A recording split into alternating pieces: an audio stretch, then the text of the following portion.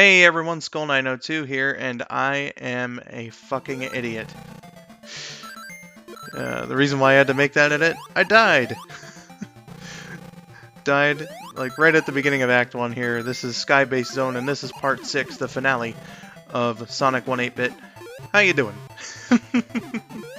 I'm just being a silly, but, you know, good stuff here. This is Sky-Based Zone. It is definitely, well, Act 1, anyway, is, you know, like I said about Scrap Brain in the last video in the 16-bit version, you know, it's appropriately difficult. Act 1 is, anyway. I hear Act 2 is a bitch if you go the alternate route, which is not actually the route that I'm taking in the video. What am I trying to say here? I should have said the normal route. There you go. There you go. The normal route is apparently also very hard, but like even if you don't have all the Chaos Emeralds up to that one, well, I'll save it for Act 2. But you know, it really isn't that bad when you know what to do. Just saying, this part here with the lifts that you gotta jump on to, or jump off of to make stop. See, make stop. Oh, died again. And also lost my entire sense of grammar.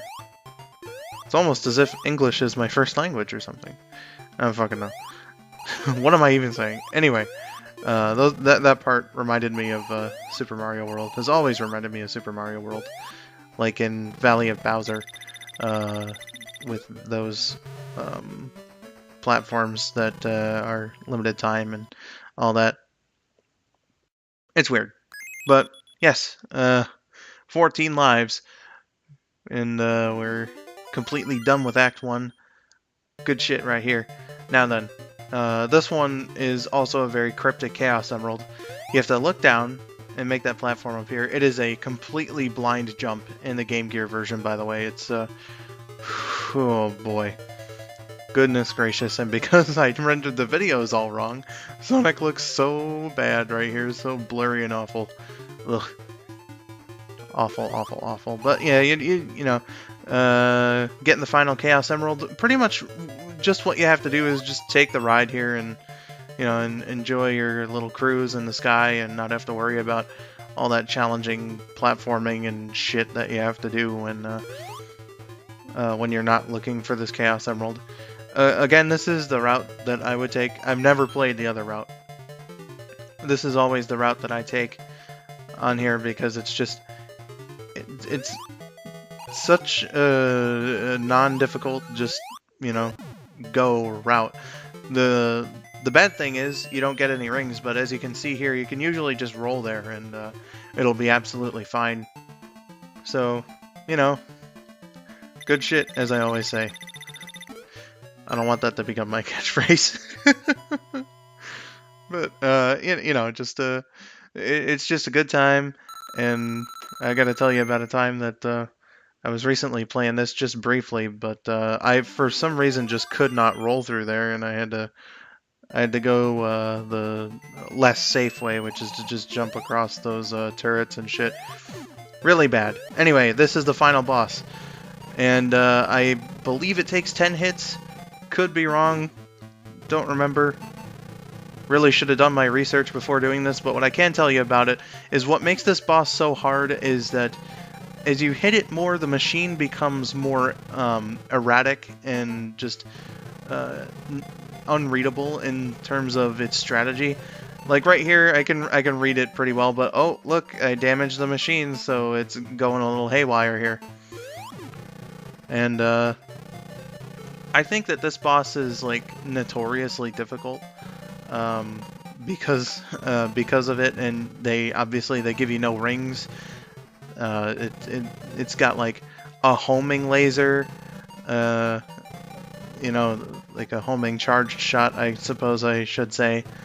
That you know, you can only avoid it in one place, and you don't know when that electric wall or whatever the hell it is gonna dissipate. But hey, we got him, and you better thank me in the comments. No, I'm just kidding. I'm not that egotistical, but it took me 6 tries. I died 5 times here.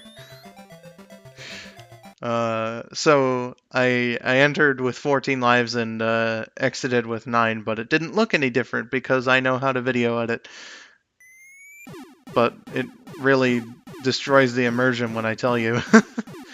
Though if you had been paying attention, you would have found out on the little results screen that happens after the ending here, which is pretty similar to the 16-bit version.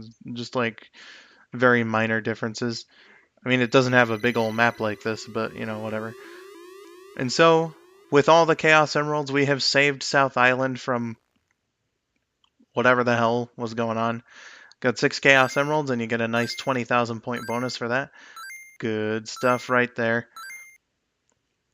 Then we also get a bonus for every Sonic we have left, which I think is a funny little case of Inkrish right there.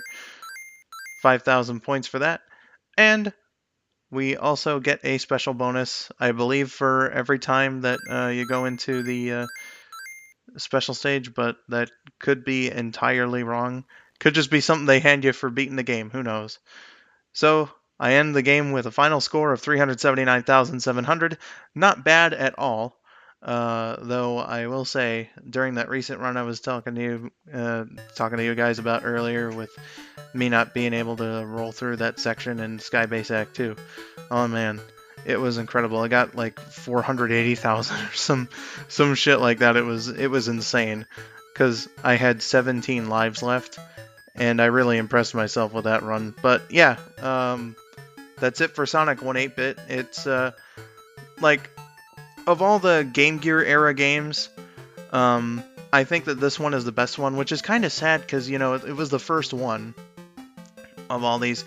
But I suppose it's understandable when you realize that all the other ones were developed by a different studio. This one here was done by the same studio that did Streets of Rage. I don't remember their name right now, but that's an interesting little fact. Because Streets of Rage, completely different genre. Well, I suppose that doesn't really define what the studio is, but whatever.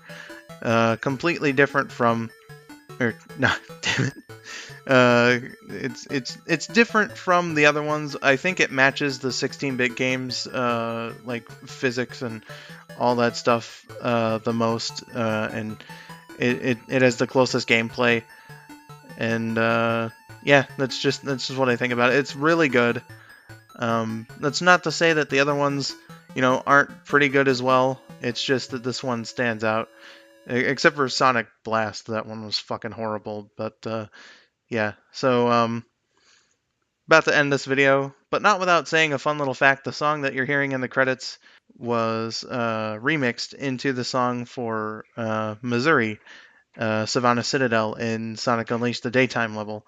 So that's a fun fact for you. But I'm running overtime, so I need to get out of here. So I hope you enjoyed this rambly playthrough. I'm very sorry. I'm still getting used to getting back into commentary and whatnot, but it's a journey that we're taking together and all that. So again, hope you enjoyed. Thank you for watching. I've been Skull902, and have yourselves a wonderful day.